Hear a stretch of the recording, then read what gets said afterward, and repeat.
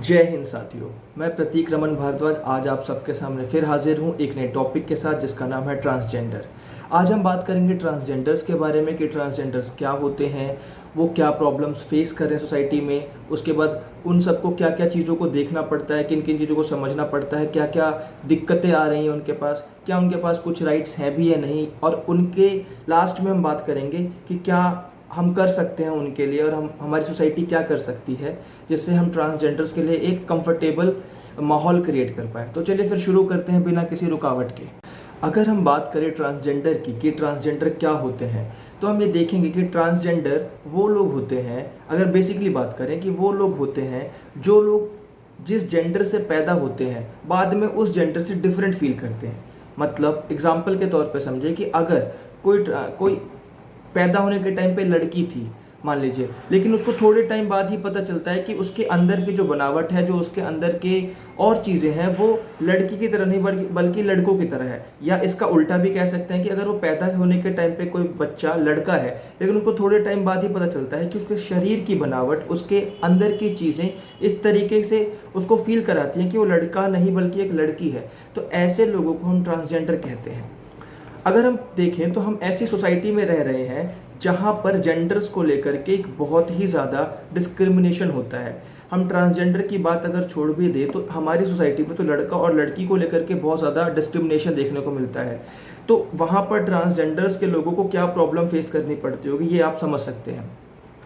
Transgender बहुत तरीके की प्रॉब्लम्स को फेस करते हैं, जैसे कि उनके साथ बहुत ज़्यादा डिस्क्रिमिनेशन किया जाता है। बहुत ज़्यादा डिस्क्रिमिनेशन किया जाता है तो आप और हम सब जानते हैं। साथ ही साथ उनको सोशली अब्यूज़ किया जाता है, राह चलते उनके ऊपर कमेंट किया जाता है, उनको एजुकेशनल इंस्टीट्यूशंस वगैरह में एडमिशन नहीं मिलता, जॉब अपॉर्चुनिटी उनके लिए बिल्कुल ही नहीं होती हैं। इस तरीके उनको उनके जो फादर मदर होते हैं उनकी प्रॉपर्टी में उनको हिस्सा तक नहीं देते हैं, समाज में उनका टोटली बॉयकॉट कर दिया जाता है। इन तरीके की तमाम तरीके की प्रॉब्लम्स को ट्रांसजेंडर्स लोगों को फेस करना पड़ता है। उनकी डे टू लाइफ बिल्कुल एक हेल की तरह हो जाती है, बिल्कुल ही नर्क बन जाती है। इस तरीके से उनको ट्रीट किया जाता है। अगर हम बात करें कुछ डेटाज और कुछ फिगर्स की, तो 2011 के सेंसस के अकॉर्डिंग जो ट्रांसजेंडर की पॉपुलेशन है इंडिया में तकरीबन तकरीबन 5 लाख है। लिटरेसी रेट की बात करें तो अराउंड 56% है ट्रांसजेंडर्स की, बट ये सिर्फ कागज़ों पे है। अगर रियलिटी की बात करें तो 56% से काफ़ी ज़्यादा कम है। वर्ष 2014 में सुप्रीम कोर्ट ने अपने एक वर्डिक्ट के दौरान ट्रांसजेंडर्स को थर्ड जेंडर के रूप में रिकॉग्नाइज किया और उसके साथ उन्हें एक सेल्फ आइडेंटिफिकेशन राइट भी दिया। उन्होंने केंद्र सरकार को ये भी निर्देश दिए कि वो ट्रांसजेंडर्स को लेकर के एक अलग से रिजर्वेशन की व्यवस्था करे। 2018 में सेक्शन 377 को भी डीक्रिमिनलाइज किया गया। वर्ष 2019 में केंद्र सरकार एक इसके लिए बिल भी लेके आई जिसका नाम था द ट्रांसजेंडर्स पर्सन बिल 2019। इस बिल के अकॉर्डिंग केंद्र सरकार ने ट्रांसजेंडर्स के खिलाफ हो रहे डिस्क्रिमिनेशन को पूरी तरीके से प्रोहिबिट करा, और साथ ही साथ उन्होंने इसके लिए अगर कोई भी इंसान, कोई भी व्यक्ति ट्रांसजेंडर्स को किसी भी तरीके से डिस्क्रिमिनेट करता है तो उसके लिए सज़ा और जुर्माना दोनों का प्रावधान किया गया। उसके अलग उन्होंने ट्रांसजेंडर्स को बहुत सारे राइट्स और फैसिलिटीज़ भी दिए, जैसे कि educational rights, health care rights, आपके उसके बाद employment facilities, right to movement in the country, right to reside rent, opportunity to open public offices. ऐसी तरीके की तमाम फैसिलिटीज़ उनको दी गई और ये प्रयास किया गया कि वो इस माहौल में पूरी तरीके से कंफर्टेबल हो जाए। साथ ही साथ उन्होंने ये निर्देश भी दिए कि कोई भी माता पिता, कोई भी पेरेंट्स अपने संतान, अगर उन्हें पता चलता है कि उनका बच्चा ट्रांसजेंडर है तो वो उसका पालन पोषण खुद करे। अगर उनके पास इतने पैसे नहीं है कि वो उसका पालन पोषण खुद कर सकते हैं तो वो सरकार को इन्फॉर्म करे और सरकार इसके लिए कम्युनिटी सेंटर में बनाएगी और उधर उनका पालन पोषण किया जाएगा। इसके साथ साथ सरकार ने एक नेशनल काउंसिल ऑफ ट्रांसजेंडर भी ओपन किया।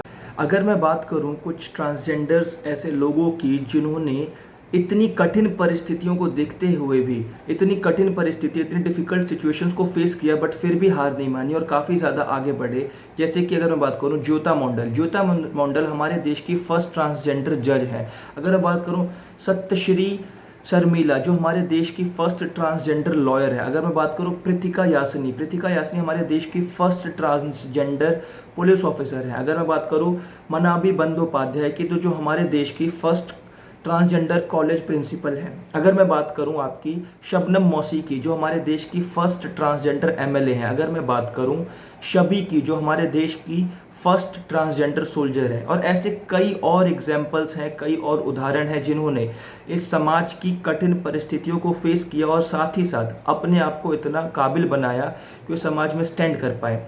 ऐसे ही लेकिन मेरा एक मानना है कि इनको इतनी कठिन परिस्थितियों का सामना इसलिए करना पड़ा क्योंकि हमने और आपने मिलकर के ये परिस्थितियाँ इनके लिए बद से बदतर बनाई।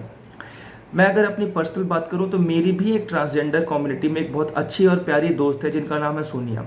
मैं अगर एक रियल इंसिडेंट बताऊं तो एक बार मेरे पास कॉलेज टाइम में पैसे तक नहीं थे उस दिन कि मैं कुछ खा पाऊं। उस दिन उन्होंने मुझे अपने पास से 190 रुपये दिए और बोला कि तुम्हें जो खाना है खा लेना, मेरे पास इतने ही पैसे हैं। और उनके पास जितने पैसे थे उन्होंने उस टाइम वो मुझे दिए। बहुत गोल्डन, बहुत प्योर हार्ट दीदी हैं वो, बहुत ही ज़्यादा अच्छा नेचर है उनका। और जब भी मिलती हैं काफ़ी अच्छे से मिलती हैं, बहुत अपनी बातें शेयर करती हैं मुझसे, हमारी प्रॉब्लम्स पूछती हैं, तो वो काफ़ी ज़्यादा गोल्डन हार्ट है उनका। मैं बस यही बोलना चाहूँगा कि ये सब भी हमारे जैसे ही लोग हैं, हमारे जैसे ही हैं, इनके अंदर बॉडी में भी हमारे जैसा ही रेड खून होता है, ये भी वही खाना खाते हैं जो खाना हम खाते हैं। तो इतना भेदभाव क्यों, हमारे मन में इतना इनके लिए कोई भी गलत चीज़ क्यों? ये भी वही लोग हैं जो हम हैं।